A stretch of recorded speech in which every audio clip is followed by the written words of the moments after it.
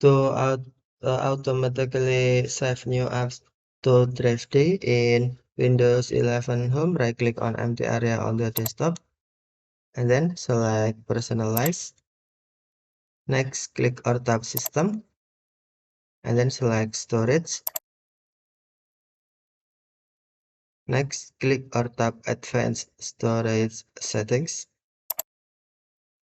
and then tap or click where new content is saved. And then on new apps will be saved to. Click or tap drop down menu, and then select Drive D. Tap Apply to apply. Okay, thank you for watching. Have a nice day.